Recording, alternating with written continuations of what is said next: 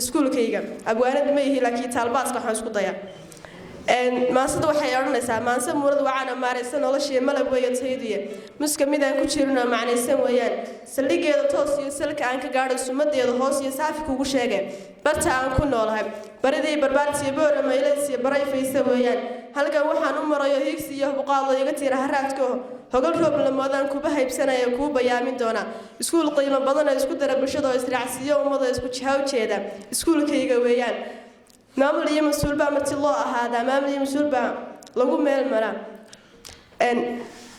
rabbi baa awood leh maamulka iyo guud iyo macallimiin aqoon iyo xirfad lagu aawasho anshaxna u dheeryahay baanu midhaha guud iyo maskaxda ka maala dhaxal waxaan u leenahay aqoonteena weeyaan nidaam iyo dastuur baa arday lagu yaqaanaa kama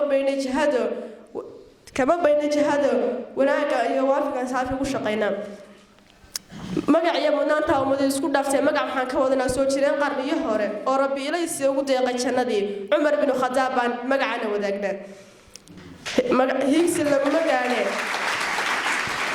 higsi laguma gaadhay magac keena weeyaan ammaan rabbiyo wadaa leh ammaanada ilaasha ada aadmiga naftooda dib iyo shirba uga hagooga rabbo maamulkayga suuban tacliinta kuwa dhigaya kuwa isu wada hagaagsan kuwa haybisa bulshadu rabbo ka ilaali bayla rabbo ka ilaali baasba rabbo qalbiyada saliimka janiyo ugu deeq baraade ama santii wasalaam alaykum University, and if I tell you something about the teachers, what do I tell you, teacher? If I tell you that every single teacher who teaches in school is the best teacher is the best teacher that I have ever seen, will you believe me? Will you believe me? Will you believe me? If I go through down and Abdullahi Adam, he's my principal. He's the one that tells me a lot of things. If I tell you something about Vice Principal Chabir, I can't mention it. I can't mention it now. A lot of things that I can't count on.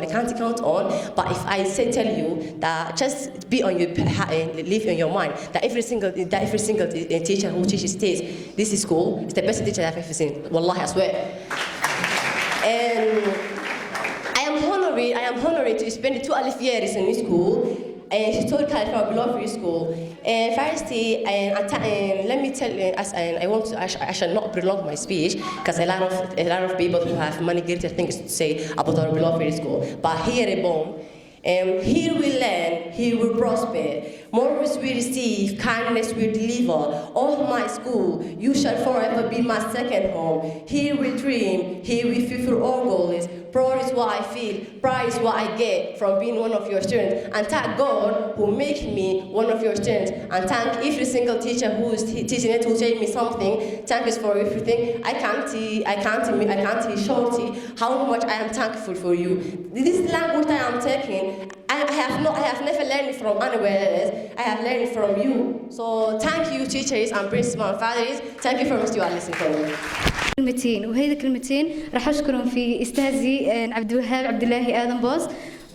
شكرا لك من أعماق قلبي على إعدائك الدائم يا معلمنا الغالي فأنت تستحق التكريم دائما ونحن بحقك مقصورون. شكرا معذرة بريحة الفل والريحان أقدمها لك لكل ما فعلته من أجلي مساعدتك لي في كل ظروفي وفي عسر قبل يسر. بسم الله الرحمن الرحيم. أتمنى من الله أن يعطيك صحة وعافية لأنك شخص تستحق كل خير. لا أستطيع أن أقدم لك عمري كنوع من عرفاني بالجميل والتكريم.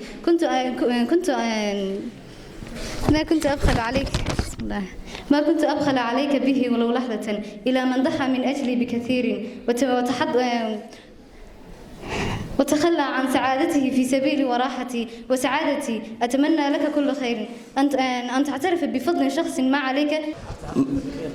معلميتهدو waxayna la soo mareen dadaal adag iyo hilin toosan oo na maalinna waxba la naga habaabin ama waxbarashada ayna naga istaagin maamulka iyo dugsiga waxa fadhiya maanta oo ku faraxsanaay macallinkayga fasalka ulada ama fasalka koobaad ee loo yaqaan afka qalaad elementary-ga macallin cilmi oo gacanta ay soo qabtay khayr Allah siiyo u saxabeey macallin